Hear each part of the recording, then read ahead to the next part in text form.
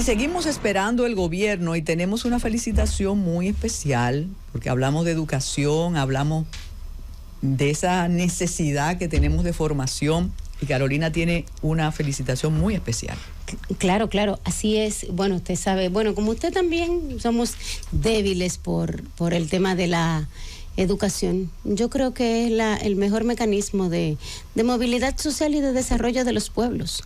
Y qué bueno que esta Casa de Altos Estudios, el Instituto Tecnológico de Santo Domingo, este fin de semana entregó a la sociedad dominicana y al mundo 841 nuevos profesionales. Así es, el INTEC de diferentes carreras. Y recordemos que INTEC nos ha ayudado a completar uno de los pilares de la Estrategia Nacional de Ciberseguridad, y yo estaba toda oronda porque estábamos en la tercera jornada de ciberseguridad allá en Punta Cana, que de hecho pues, todos los invitados internacionales, que tendremos un programa especial sobre eso, que ya lo estamos preparando, los invitados internacionales han querido que la próxima jornada sea en República Dominicana, porque quedamos por lo alto. Y precisamente en ese fin de semana,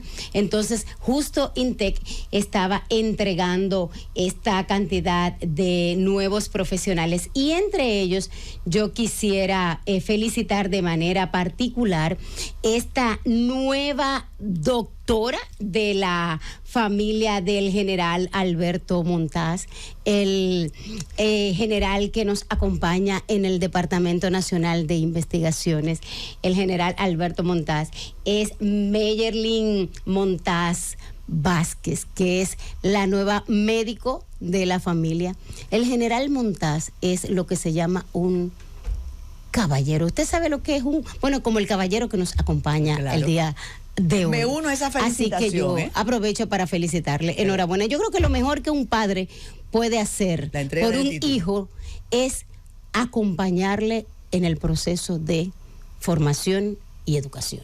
Y el general lo ha logrado. Así que felicitaciones a él y a su familia. Va la felicitación, me uno.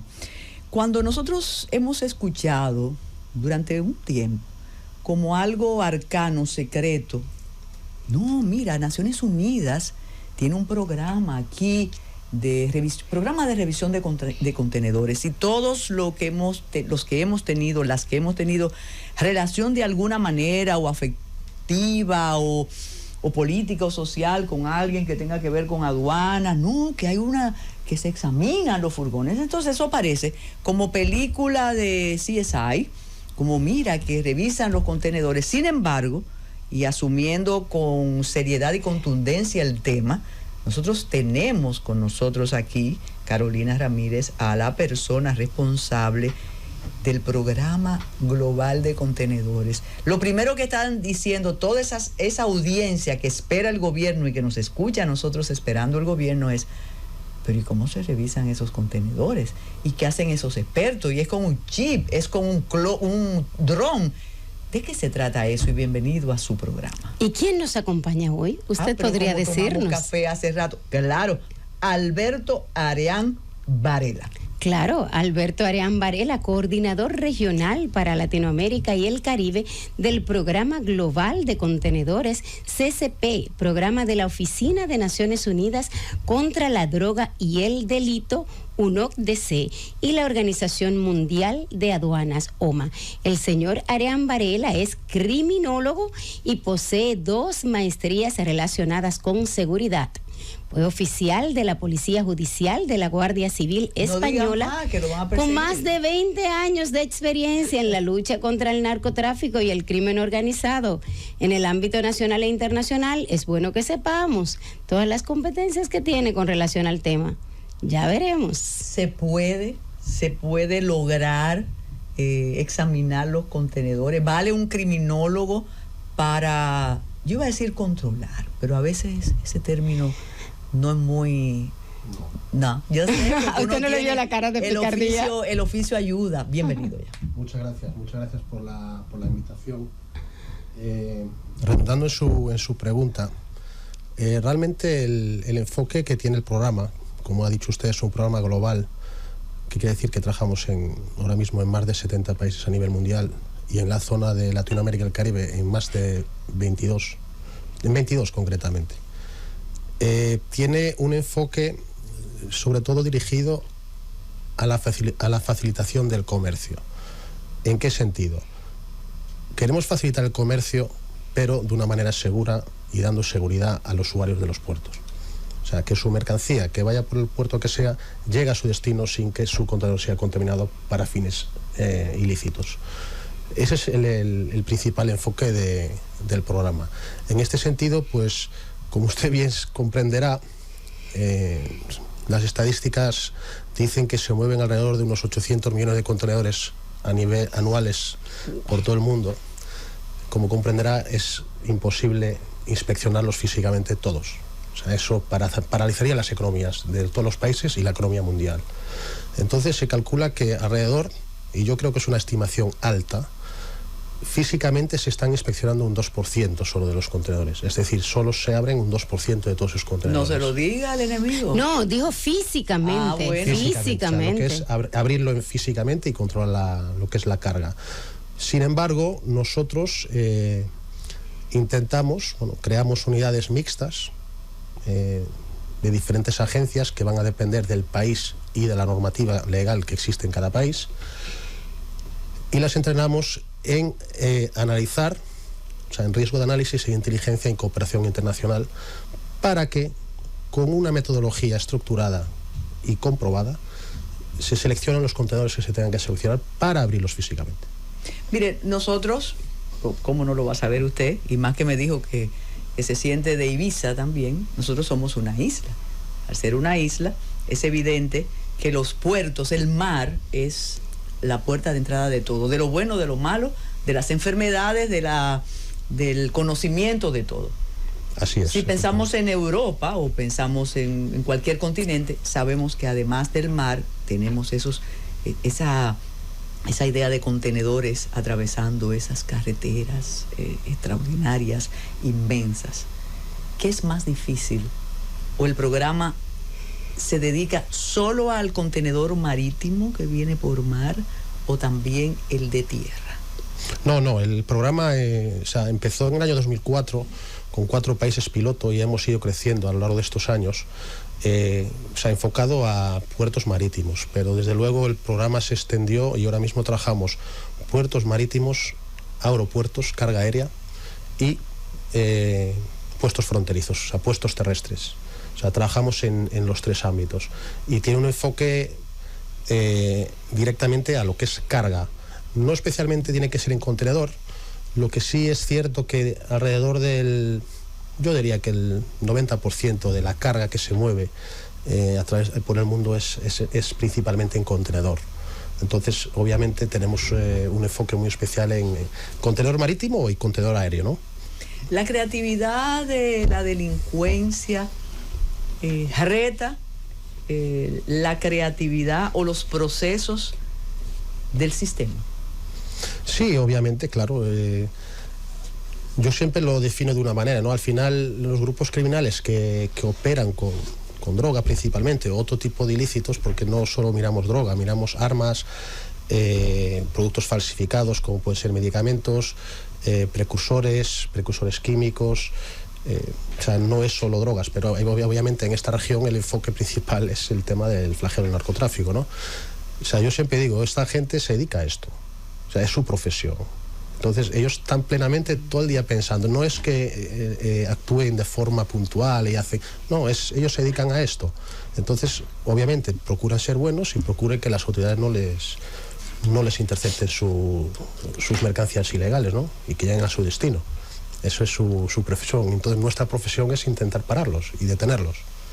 Necesita naturalmente colaboración de las autoridades locales para lograr eso.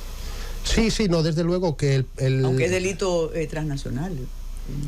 Sí, desde luego, para que ustedes sepan, ¿no? Yo llevo aquí en el país sobre unos 3 años. El programa ya tenía buena colaboración con las autoridades del país desde el 2012, cuando se empezó en el puerto de Caucedo y en el puerto de Jaina. bien, una buena colaboración. Sí que es verdad que desde que yo llegué aquí en el año 2020 a hacerme cargo del programa en el Caribe, yo solo encontré una auténtica disposición muy buena disposición por parte de las autoridades dominicanas. Tan buena que hemos ampliado el programa a Puerto Plata, al puerto Manzanillo, que está en plena expansión, y a la frontera terrestre con Haití, en Dajabón. O sea, hemos innovado. Somos la única agencia internacional que tiene permanentemente oficiales, aduaneros y de la NCD y del CESFRON en la frontera en Dajabón, mirando carga que cruza la frontera y que va al puerto Manzanillo. Entonces, sin la plena disposición de las autoridades dominicanas, nosotros no podemos operar. Al final nosotros somos un invitado y tenemos que... Y también le digo, o sea, vista esta colaboración, mis jefes han tenido la delicadeza de mover la coordinación para toda Latinoamérica y el Caribe de Panamá a Santo Domingo. Pero eso es una noticia muy importante. Entonces eso algo dice, ¿no? Que la colaboración es absoluta y de mucha confianza. Claro. Y los resultados están ahí.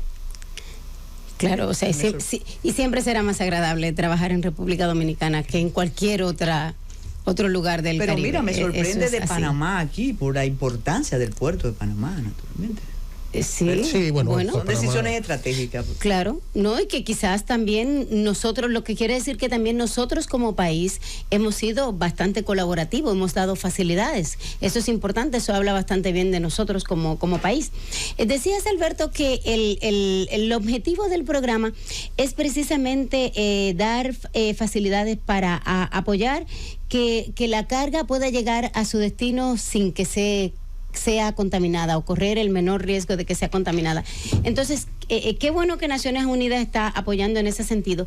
Entonces, quiero saber qué tanto sirve para los países que están intentando entrar al esquema OEA en este tema de aduanas, del operador económico autorizado, sobre todo para países como República Dominicana que están entrando en el proceso de desaduanización en 24 horas, que nos hace ser todavía mucho más competitivos, sobre todo nosotros que queremos convertirnos en una especie de hub logístico del Caribe y traer el nearshoring, o sea, y conseguir que todo lo que se estaba produciendo lejos ahora se pueda hacer aquí y traer zonas francas a República Dominicana. Entonces, ¿cómo este programa de Naciones Unidas se puede aprovechar para un país como República Dominicana, que ya desde el año 2012 entró al esquema OEA, que no es la OEA de las Américas, sino el esquema de operador económico autorizado en el tema de aduanas? Sí, bueno, en ese sentido, los países desarrollados o en vías de desarrollo están todos más o menos alineados en la misma tesitura, ¿no? Que es el operador económico autorizado. ¿Por qué? Con el fin de facilitar el comercio. Al final, facilitación del comercio es mejoría de la economía local, y después también tenemos que saber que los puertos, aunque gran parte de ellos son, digamos, de propiedad estatal, los operadores son entidades privadas. Entidades privadas. El operador del puerto es una entidad privada.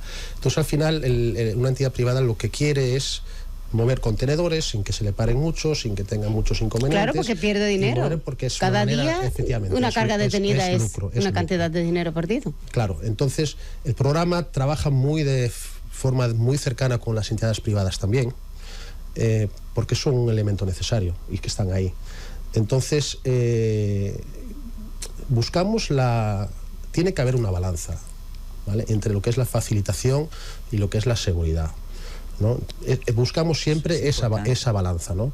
Y si vamos a inspeccionar un contenedor y lo vamos a abrir, no es por capricho, ni es porque a mí se me dio ese día pues abrir ese contenedor. Bueno, no, lo vamos a abrir porque hay una inteligencia detrás, hay un análisis de riesgo, hemos hecho unas comprobaciones, hemos solicitado unos datos a los países de tránsito, o de destino, o de origen, y tenemos cada vez más sospechas, ¿no? Esto es, como digo yo, es ir marcando X en la casilla, ¿no? Una X. Claro, todas las X, este contenedor lo tenemos que abrir. Y a propósito de esas X, ¿En qué punto estamos? Porque tú tienes una oportunidad de vernos con relación a los otros. Tú no paras un pie, o sea, por el trabajo que tienes, ves permanentemente cómo están los demás países de la región. Nosotros estamos aquí y pensamos que estamos mal o a veces pensamos que estamos demasiado bien. O sea, ¿qué tanto hemos avanzado y qué podríamos hacer para seguir avanzando? Voy a ser diplomático. El diplomático, como lo digo antes, youtuber. Sí, o sea, pero quizá... No, o sea, con el corazón en la mano yo les digo, o sea, no están ni tan mal ni tan bien, están a nivel de otros países de la región. O sea, hay unos mecanismos de control establecidos, hay una cooperación interagencial que, vamos a ser sinceros, podría mejorar, ¿no? Todo es mejorable, ¿no? Claro. Pero existe, o sea, no es que las agencias no hablen entre sí. Los mecanismos, las herramientas informáticas que tiene sobre todo aduanas son herramientas nuevas y bastante actualizadas. El país está bien. ¿Que podemos mejorar? Obviamente, ¿no? O sea, no voy a decir no estamos claro, perfectos. Todo es mejorable, claro que trabajo, sí. Pero no, se puede mejorar, sí, obviamente que se puede mejorar. Siempre se puede mejorar. Quizás un poco en la cooperación internacional, en la agilidad del intercambio de información con Europa, con Estados Unidos puede a lo mejor mejorar un poco, pero vamos en ese camino. ¿Y el tema de conciencia desde el sector privado, tal vez? No, o sea, nosotros tenemos que tener claro una cosa, o sea, las compañías que operan puertos y carga marítima o carga aérea son básicamente las mismas, ¿no? No son muchas compañías, son holdings bastante grandes, ¿vale? No son compañías pequeñas. Quieren mover carga legal. Ellos no quieren que le contaminen los contenedores con droga, ni con armas, ni con cualquier efecto. Con personas también, Alberto. Es que hemos encontrado hasta personas, claro, que hay que ser ya un auténtico desalmado para meter gente en un contenedor, ¿no? Pero bueno, hay gente para todo en este mundo. Entonces las compañías quieren mover carga legal y hacer negocio, ellos no quieren. Entonces encontramos mucha colaboración de las compañías privadas. Alberto, cuando nos conocimos, yo siempre bromeé, y parece esperando el gobierno ha tenido como muchos agentes de seguridad, las paradojas, las casualidades. Yo le dije, este es un agente secreto, este es un espía. Entonces, muchas personas dicen, pero ¿de qué va? ¿Cómo actúa? Y lo que hemos discutido y valorado hasta ahora es un trabajo extraordinario auspiciado por Naciones Unidas y con muy buenas calificaciones para la cooperación local. Pero no es usted solo que con una vereta se pasa a abrir contenedores en los distintos puertos, en Jaina, en Caucedo, no. Usted necesita una organización. ¿Con cuál autoridad o con representantes de cuáles autoridades cuenta el programa aquí en la República Dominicana para hacer ese trabajo? Y naturalmente, ahí viene un piropo para los amigos de la Dirección General de Aduanas, parece que hay colaboración por ahí, pero me dice Francis que ahora tenemos que hacer otra pausa para regresar con usted. Y aquí seguimos con el espía, esperando el gobierno. Un abrazo para un amigo de hace mucho tiempo. Y no va a imaginarse... Ese no es un amigo viejo, o un viejo amigo. Un viejo amigo. No va a imaginarse, Salvador Sánchez, que yo estaba comentando aquí cómo era el asunto durante la Guerra Fría, que imaginábamos agentes, mira Salvador riéndose, agentes de la CIA, decíamos, fulano era agente de la CIA y qué sé yo. Pero vamos a ver, vamos a valorar el trabajo. ¿Con quién ustedes trabajan aquí? No usted, porque ahora creen que él es el jefe del asunto, de la investigación secreta. Hay un equipo. Cuéntenos. Sí, no, vamos, principalmente tienen que entender que, o sea, yo no soy agente operativo ya, lo he sido durante más de 20 años en mi país. Ahora soy una persona pública con una función más bien diplomática o facilitadora, digámoslo mejor así, ¿no? En República Dominicana trabajamos con diferentes agencias, o sea, obviamente con la Dirección General de Aduanas, con la que trabajamos excelentemente y tenemos una relación estupenda, con la Dirección Nacional de Control de Drogas, muy bien, una excelente relación con ellos también y una cooperación absoluta. Trabajamos con el CSEP, trabajamos con Seguridad Militar de Caucedo Y después también trabajamos desde hace un año con el CESFRON, como le he dicho, que hemos ampliado el programa a la frontera terrestre en Dajabón. Obviamente incorporamos al CESFRON. Y después no me quiero olvidar de dos entidades que a lo mejor no son directamente entidades operativas que trabajan en el campo, pero sí que son dos entidades que a nosotros nos han facilitado mucho la labor en el país y con la que nos abren mucho las puertas y nos facilita mucho y con la que tenemos una excelente relación. De hecho, nuestra oficina está en el Consejo Nacional de Drogas. O sea, es el Consejo Nacional de Drogas, con el presidente Marte al frente, que es una persona súper colaboradora, y obviamente también con la Dirección de Seguridad y Defensa del MIREX, con el embajador Quiñones, que es una persona que desde que hemos empezado, yo he empezado aquí en el 2020, nos abrió todas las puertas, nos facilitó todo, y yo creo que con el tiempo hemos ya creado una relación de confianza mutua, amistad, en la que nos podemos decir las cosas con sinceridad. O sea, lo que vemos bien, lo que vemos mal, lo que podemos mejorar, y ese es el éxito del programa. No, ya nos respondió, y como dije, hay reconocimientos a instituciones que tienen muchos amigos dirigiéndola, y eso es positivo, porque a veces esperando el gobierno y en todos los programas donde participamos de no muy agradables noticias está llena la agenda. Mire, con tantos años que usted tiene en ese asunto, que sé que comenzó muy joven, ¿cuánto es el porcentaje de quien se pasa para el otro lado? Entonces lo quería adornar, pero ¿cómo se forman ustedes de un lado y después pasan para el otro? O al revés, de las organizaciones criminales, y eso está no solo en la literatura, sino en la experiencia. Y yo recuerdo todo cuando el puerto de Amberes era como el misterio europeo y por ahí pasaba todo. Y sigue pasando. Todavía. Sí. Qué bueno tener canas, ¿no? Entonces, ¿cómo se da eso, Alberto? Con sinceridad, nada más nos está escuchando el planeta, así que diga. Sí. No, mire, tenemos que plantearnos una situación, y yo soy muy franco en estas cosas, ¿no? Corrupción hay en todos los países del mundo y en todas las instituciones.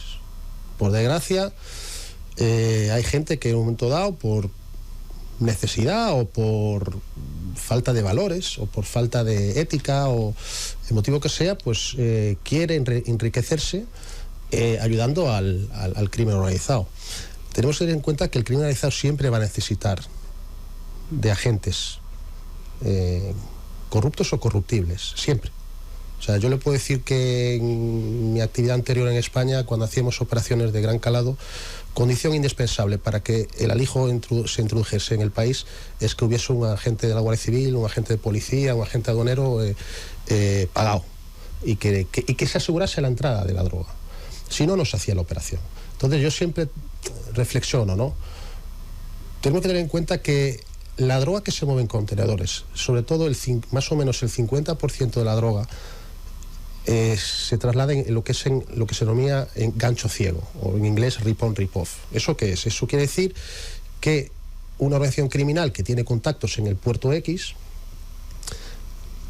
selecciona un contenedor de una compañía legal, con carga legal, y la contaminan con X bolsas con droga. Falsifican el sello, le vuelven a colocar el sello. ¿Qué pasa? Claro, tú para hacer eso necesitas en destino o en tránsito, o sea, en origen o en tránsito necesitas tener gente que te contamine dentro del puerto, ¿no? Que te contamine el contenedor. Pero también lo necesitas para sacarlo en el destino.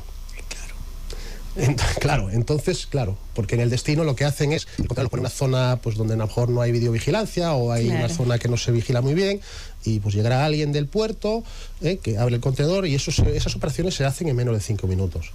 Entonces, eso es el 50% de la mercancía, o sea, de la droga que se mueve a nivel mundial. O sea, no es que vaya oculta en la carga, o sea, eso es por el método de gancho ciego.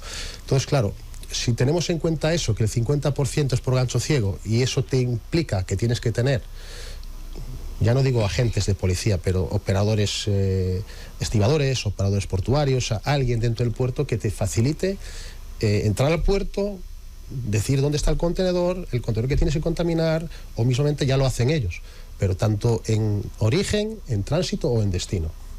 Entonces, claro. ¿Compensa la vigilancia el asunto de estos lanzamientos pacas de droga al mar, a las costas. Esas se escapan de la vigilancia, ¿no? Sí, la droga es un negocio, es el negocio más lucrativo para la delincuencia organizada. Sigue siendo el negocio que más dinero da. ¿Qué piensa de la legalización? Bueno, ahí podríamos debatir una larga temporada, ¿no?, sobre la legalización.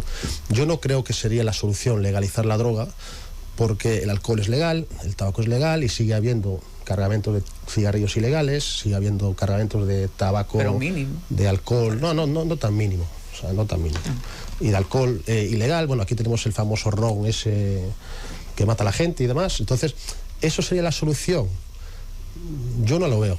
Entonces, lo que sí tenemos que tener claro, y yo insisto mucho con los compañeros, con la gente con la que trabajo yo, en que tenemos que cambiar el enfoque del trabajo nuestro. En el sentido, no tenemos que perseguir la droga. No. Eso es lo que se hacía antes y lo que... Tenemos que cambiar la mentalidad. Tenemos que perseguir las organizaciones criminales y sus beneficios y quitárselos. Y ahí es donde se hace daño realmente. Porque si quitamos la droga, bueno, es un golpecito que le damos, pero bueno, se reponen. Entonces, si vamos a detener muchas veces el más bajo del escalón, que es el que va a contener al contenedor, o el que no llegamos al núcleo del problema. Entonces, tenemos que como país, o sea, articularnos con mecanismos de investigación y cooperación internacional, porque para esto la cooperación internacional es fundamental, de desarticulación de grupos de delincuencia organizada. ¿Vale? Y la droga, obviamente, es la prueba de delito. Claro. O sea, yo necesito la droga para demostrar que tú te dedicas a vender droga. No la quiero para nada más. Si puedo sacar 2.000 kilos de la calle en vez de 2, mejor. Pero el enfoque que tenemos que darle es investigar redes criminales, no incautar droga. El Caribe es una zona ya contaminada al rojo vivo, como el rojo de la seta, ¿no? Sí, porque bueno, el Caribe y sobre todo la isla esta está en el centro del Caribe y está a mitad de camino entre digamos, los países productores, la zona productora de cocaína o de clorhidrato de cocaína y los consumidores, ¿no?, que están en Estados Unidos y en Europa. Entonces, claro, de eso no nos escapamos. O sea, eso tiene beneficios porque puedes convertirte en un hub logístico, pero también conlleva la otra parte, ¿no? Es así. Entonces, ¿cuáles son al final los nuevos desafíos a los que se enfrentan las autoridades? Porque el principal problema es que los delincuentes tienen recursos ilimitados, no tienen la restricción de la ley, no tienen la restricción de la institucionalidad y los delincuentes están a la libre. Entonces, ¿qué hacer? Bueno, de eso de que están a la libre no lo comparto yo. Se puede sentir que están a la libre, pero nosotros la ventaja que tenemos varias ventajas. Una es el tiempo. Yo no tengo prisa, yo te puedo investigar y yo lo me defino siempre como un perro pitbull. Yo te muerdo y no te suelto. Caerás. Es perseverancia. Ganas, o sea, tenemos perseverancia, ganas, y tenemos que tener, obviamente, los mecanismos legales que nos dan soporte a nuestro trabajo, que los tenemos, ¿vale? Y después, sobre todo, lo fundamental, ¿no? Si no, ya olvidamos, o sea, podemos dejarlos y nos vamos todos. Tenemos el apoyo del pueblo, ¿no? Sí, la perseverancia, pero la perseverancia en países como los nuestros, donde tú cambias de funcionario cada 4 meses o cada 6 meses, cambias de encargado de departamento y cada vez que cambia un gobierno se cambia la política y se cambia la estructura, no hay perseverancia. Sinceramente, entonces, eso es... Entonces ese quizás sería un desafío a resolver en Latinoamérica. Sí, verdaderamente ese es un problema que impide muchas veces el mejorar. Y nosotros lo vemos también, ¿no?, que entrenamos a gente, les facilitamos cursos y después ya se te fue. Institucionalidad, más bien. Sí, institucionalidad. O sea, y realmente, como digo yo, o sea, al final el agente de campo, el investigador, ¿no?, que es un técnico, que no tiene que ser ningún cargo político, no tiene por qué no tiene por qué tener influencias políticas. O sea, ese es un trabajador, una persona que tiene una cualificación, que hace un trabajo, es un técnico y obviamente será mejor con su experiencia, ¿no?, y con los años. y con las capacitaciones que uno va recibiendo. Ese es el ideal. Francis nos pide otra pausa, pero les recordamos que estamos conversando con Alberto Arián Varela, el encargado del programa global de contenedores en... Cosa de alta temperatura. No, pero imagínate, el porque tiene su pulserita. Claro. Y su cosa. Regresamos casi de inmediato, Francis. Y aunque usted no me escuche, trabajo para usted. Usted Así recuerda dicen, que... claro, todavía lo dicen así. Porque las llamadas no salen al aire ahora para aprovecharlo, pero hay muchas preguntas. Una de ellas es... ¿Qué tan importante es la capacitación y la permanencia? Lo que dijimos antes del corte, la institucionalidad.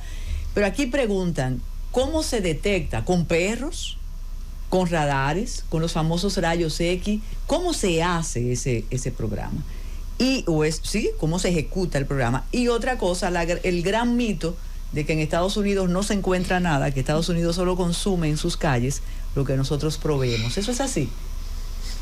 Bueno, son muchas preguntas. Si en Estados Unidos se consume, tiene que llegar por algún lado, ¿no? Obviamente. O sea, Estados Unidos lo que es cocaína no produce porque no tienen el producto base, que es la hoja del arbusto de coca.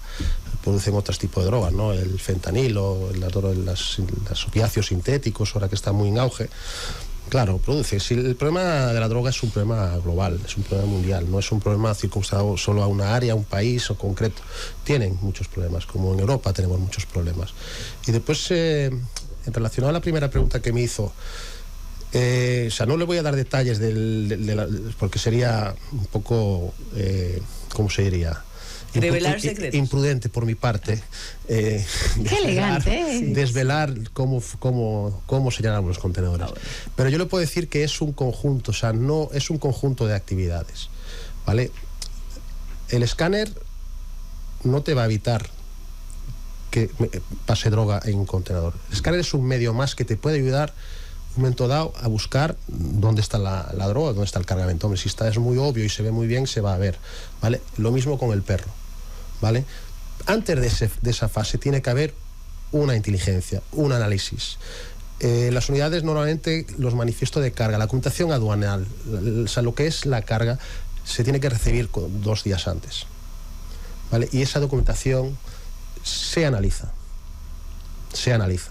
y se busca una serie de indicadores que no puedo decir, ¿vale? Pero entonces, según un conjunto de expertos y expertas trabajando en eso, no es nada. Cualquier agente de aduanas con poca experiencia sabe a lo que me refiero, ¿no? O sea, porque está acostumbrado a moverlo. Es perseverancia y es sobre todo, volvemos a repetir, experiencia. Y entrenamiento, por supuesto. Entrenamiento y experiencia, ¿no? Y qué bueno lo de la experiencia, que ahora está como analista de las imágenes de escáner, ¿no? O sea, yo, por ejemplo, no soy analista, yo no soy técnico. A mí me ponen una imagen de un contenedor escaneado, yo no veo nada. O sea, yo estratega más bien. No, yo soy más bien operativo, o sea, en parte investigador, pero analista, los buenos son los que llevan años viendo imágenes. Años. Y tienen manera de comparar imágenes. Entonces suelen tener una base de datos de incautaciones anteriores y se comparan, ¿vale? O sea, entonces la experiencia es fundamental. Entonces es una cosa tonta llegar a un departamento y llevarse todo el que está ahí, que tiene años. Nosotros dentro del programa, cuando instalamos el programa en un país o empezamos en un país, siempre pedimos que por lo menos, porque nuestra fase, digamos, de instrucción, capacitación, dura como unos 3 años. Entonces siempre pedimos que tengamos la gente que se adscriba a la unidad, que tenga por lo menos 3 años de permanencia. Sí, y más si se ha invertido en su capacitación. Un detalle, aunque ya como estamos esperando el gobierno, ellos casi llegan, nosotros hemos creído que tenemos el palmarés de los encubrimientos de droga más espectaculares. Usted debe conocer aquello en las capas de mármol, casualmente un paisano suyo, y otros casos más de unas latas de sopa fabulosa, de unas cornisas. ¿Es así o en todas partes hay creatividad para...? Los narcotraficantes son muy creativos. O sea, el país, yo le puedo decir que como país de tránsito que es, ¿no? O sea, no es un país productor. Sí que es un país que recibe droga por vía marítima y después la mandan por contenedores a Europa o a Estados Unidos, principalmente a Europa, pero no es un país productor. está entre los 8 primeros países de incautaciones en nuestro programa. O sea, el número 1 nosotros tenemos a Ecuador, el puerto de Guayaquil concretamente, pero bueno, hay por unas circunstancias muy peculiares, ¿no? O sea, no es porque sean malos ni sean todos corruptos allí, todo lo contrario, están haciendo una gran labor. Lo que pasa es que tenemos que tener en cuenta una cosa: el mayor productor de cocaína a nivel mundial sigue siendo Colombia. Los cultivos están al sur del país, más cerca de Guayaquil, claro, que de los puertos de Cartagena o de Santa Marta al norte. Geografía. Claro, y después otra cosa, un detalle muy importante: la economía de Ecuador está dolarizada. Exacto. Mire, gracias al gobierno que nos ha permitido, al gobierno de la Z, esos minutos más, pero es que estábamos fascinados. Muchísimas gracias. A vosotros. Y mañana esperamos el gobierno de nuevo.